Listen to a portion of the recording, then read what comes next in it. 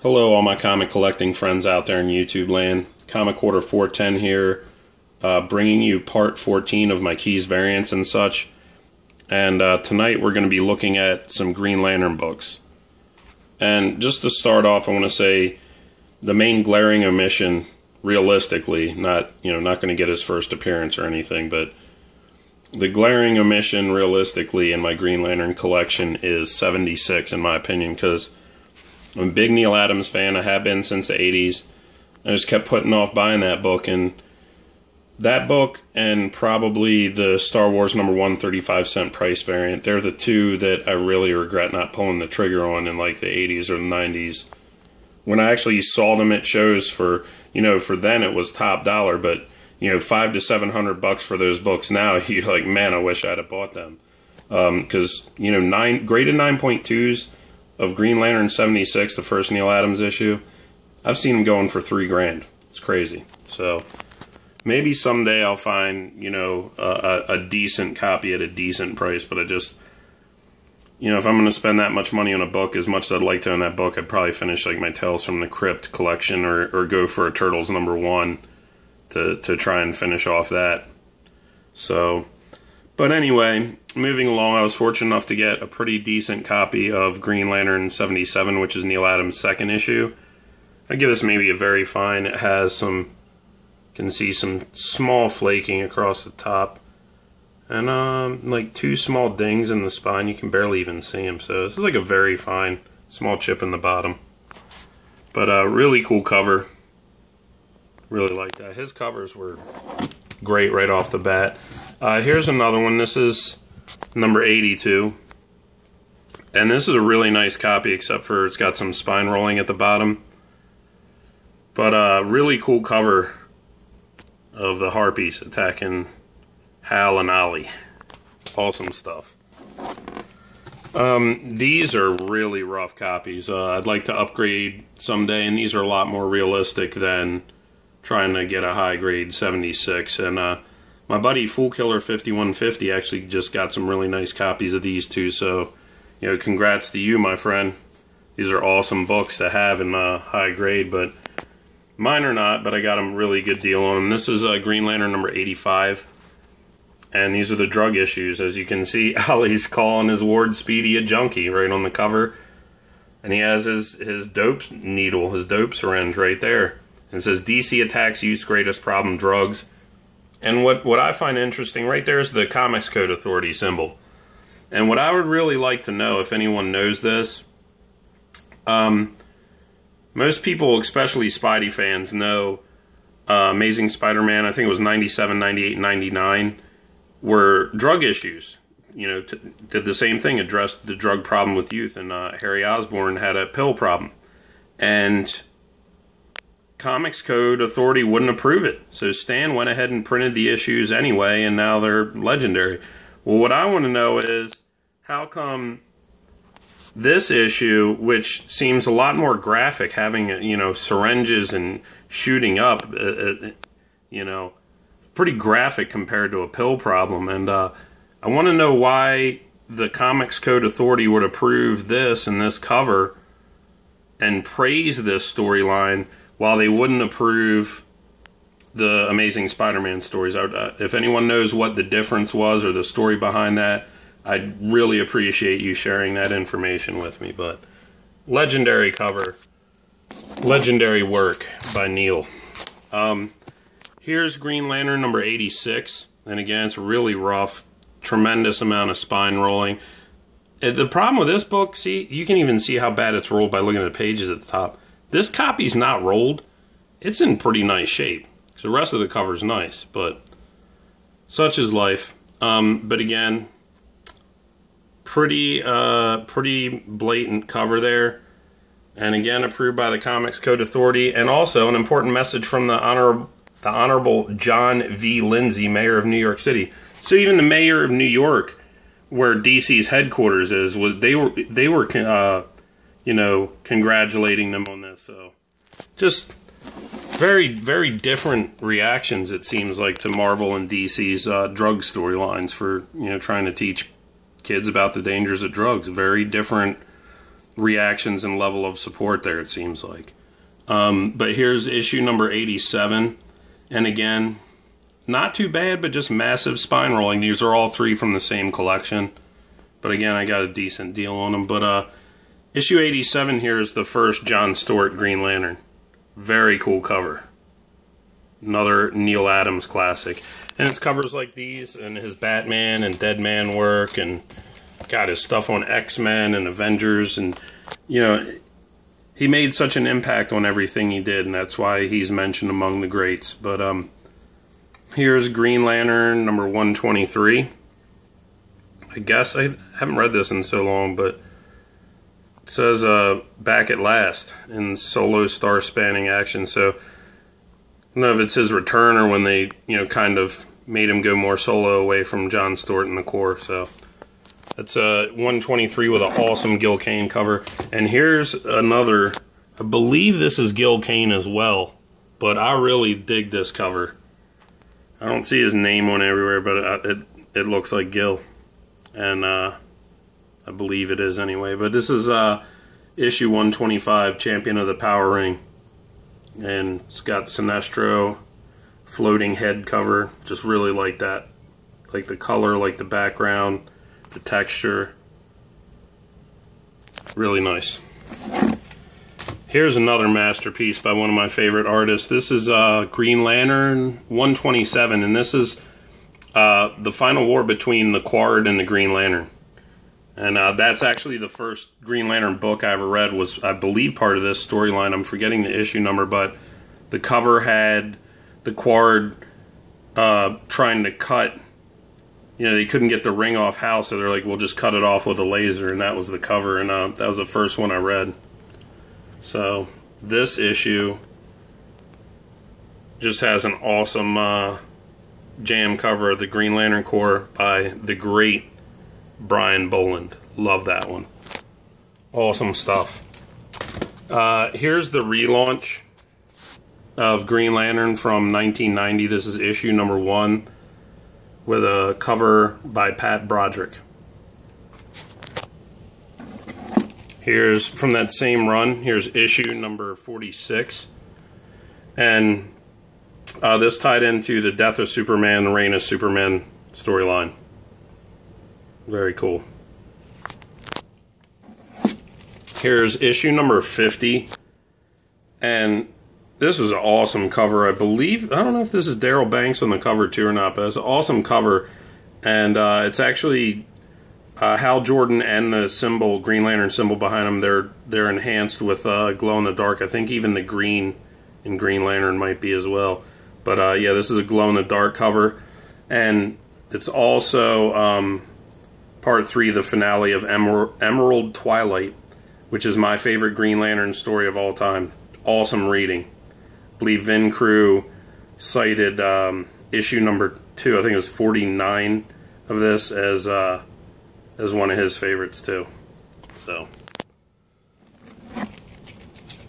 number 51 here, the very next issue. This is the first appearance of Kyle Rayner. Intro of him as the new Green Lantern.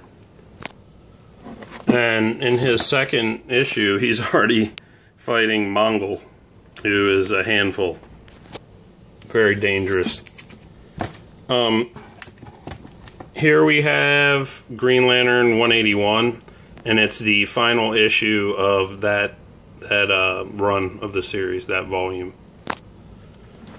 So then they relaunched it, and this is number 1. What is this, 05 or 06 maybe? I don't know. But this is Jeff Johns' run. And I really, really like Jeff Johns' run. He did a lot of great things with the character.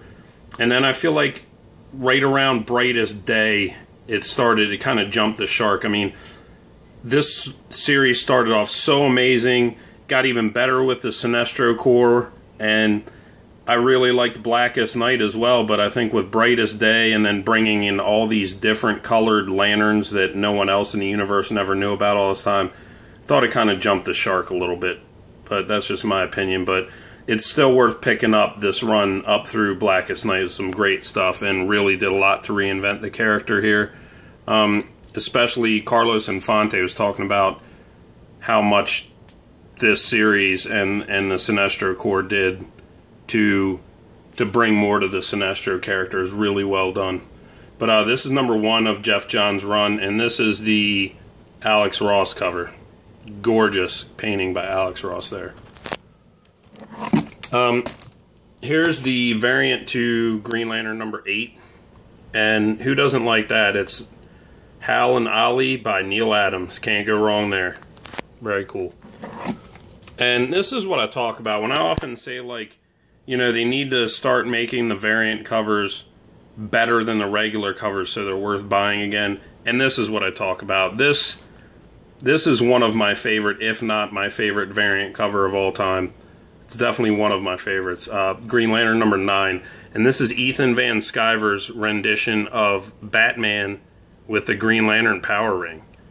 How freaking awesome is that cover? That is just badass. I love that variant. Love it, love it, love it.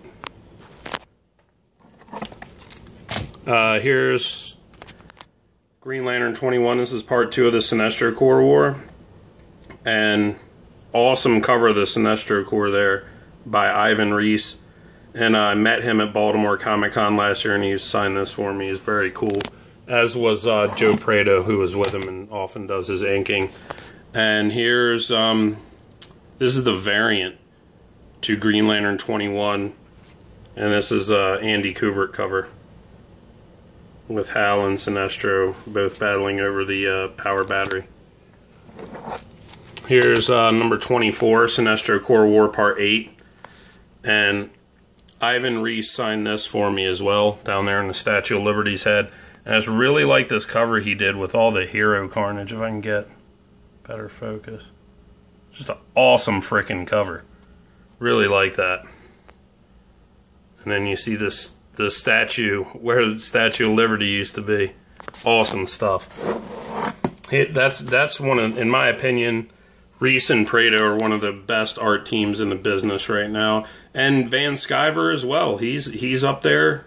Doug Mahnke worked on this series. He's another one. He really had, and Carlos Pacheco started it. You had top-notch artist after top-notch artist on this book. You really did. But here's issue number 25. This might be a variant. I don't know. But this is the finale, part 11 of Sinestro Corps War. And Ivan Reis signed that for me too. Very cool guy. Yep, this is the variant. Here we go. This is the, I think it's a 1 in 25. Most of these are. But awesome Gary Frank variant to Green Lantern 25. Beautiful Gary Frank cover there. I really liked his work on Action Comics with Geoff Johns writing it, actually. Gary Frank made the way he drew Superman look just like Christopher Reeve, and I really like that run. Here's Green Lantern number 39. This is a variant cover. And I should know who did this. Oh well. I should know who did this cover, but I can't remember. But this is the prelude to the Blackest Night variant cover. And I'm going to move over a bit here. This variant cover I really, really like. Here's part 2 of the prelude. I guess this is, shoot, this is 4 issues later, 3 issues later, so did a long prelude to Blackest Night, but this is issue 42, the 1 in 25 variant. And this is by Eddie Burrows. Awesome stuff. Really, so many kick-ass covers on this series. Here's, this is a variant. I don't know if this is Rudolph. No, this isn't Rudolph Migliari. Yeah, it's not Migliari. It's Eddie Burrows again. Just had a different colorist on this, I guess. It looks almost like a more painted texture than his normal stuff. But this is the variant to Green Lantern 43 with him fighting the Black Hand. Awesome Philip Tan variant here. 1 in 25 variant to Green Lantern 44 by Philip Tan with, look at the Guardians.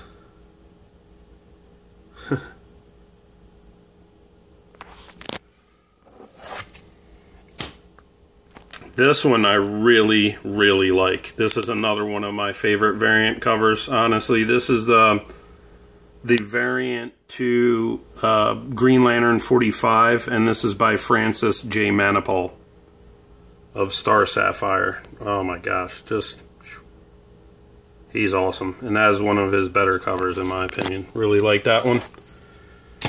And this is what I talk about where it started jumping the shark. They brought in the indigo lanterns, the orange lanterns, the red lanterns, the blue lanterns, God knows what else now. But this is number 47. This is the variant, and this is Ed Benes, or one of the many people he has in his home country ghost penciling for him, but you didn't hear that from me. Moving along. Issue number 56 here. This is just the regular cover by Doug Mahnke, but I love this cover so much I wanted to show it of the madness of Hector Hammond, and it's like Hal's just trapped in Hector Hammond's messed up head there. He's got the yellow eyes. Awesome cover by Doug Mahnke. Like I said, so many great artists on this book. Here's another one. This is Green Lantern Corps 35. And this is a Rudolph Migliari cover. He did a lot of the Blackest Night variants, and he's awesome. And, you know, Patrick Gleason did the art on this book, and he's really turned into a superstar artist as well. It's a variant for that, another part of the prelude to Blackest Night. This was how they brought Hal back from being Parallax. And this was Green Lantern Rebirth number 1, which was really, really hot when it came out in 04. And this led into the relaunch of the series by Jeff Johns. It's issue number 1.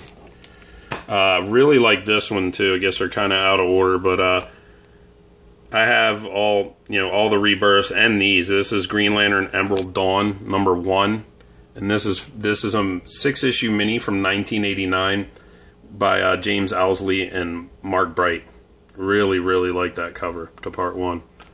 And it kind of retells the origin of Hal Jordan and him meeting the Corps for the first time. It was pretty well done, if I remember correctly. It's been a long time since I read it, but I remember it being very good. Here's the New 52 relaunch, Green Lantern number 1. Here's the Sinestro Corps one-shot special from 2007. Awesome Van Sciver cover here again.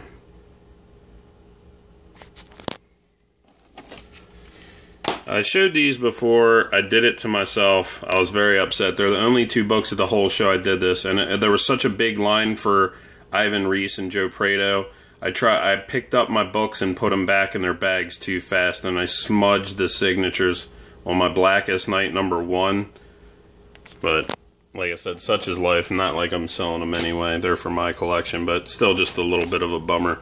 But here's the 1 in 25 variant for Blackest Night number 1. What an awesome cover again by Ethan Van Sciver. Look at that. Beautiful stuff. Whew. Yeah, that kicks major ass, that cover. The variants for Blackest Night were top notch. Here's my copy of number 2. This is a regular cover. And Ivan forgot to sign this one for me, but it's okay. Joe Prado signed it, and I smudged that one too slightly. So it's a shame because it's an awesome cover. But you live and learn, don't you? Here we go with the variants, and my gosh, look at this. Look at this Rudolph Migliari variant of Blackest Night number 2 with the Aquaman zombie. Holy crap, what an awesome cover that is. Man, that is great stuff right there. Beautiful. If I can get zoomed in on, look at that. With the sharks, man, that is an awesome cover. Really like that one. This is Van Sciver. Again, Ethan Van Sciver. This is the variant to Blackest Night number 3 with Firestorm. Another gorgeous gorgeous Rudolph Migliari variant to Blackest Night #4 with the zombie Atom getting ready to eat the Atom. How badass is that cover? Look at the detail in that painting. Beautiful.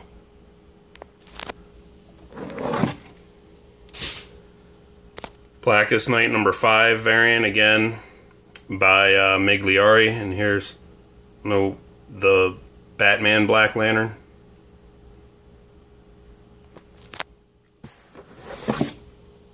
And #6, look at this. Another Migliari cover. Collecting all the rings. Badass.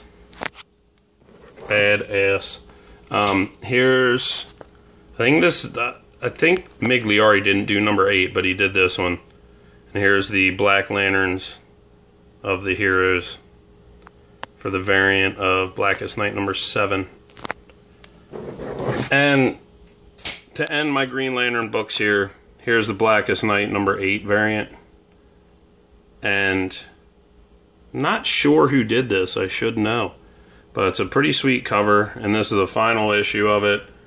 And it was a great series and a great read, and I recommend reading Geoff Johns' run up through this and the Blackest Night mini, and might not want to read too much further after that. That's just my opinion. But anyhow, thank you all for taking the time to check out these books. I always appreciate it. Take care of yourselves and enjoy your comic reading.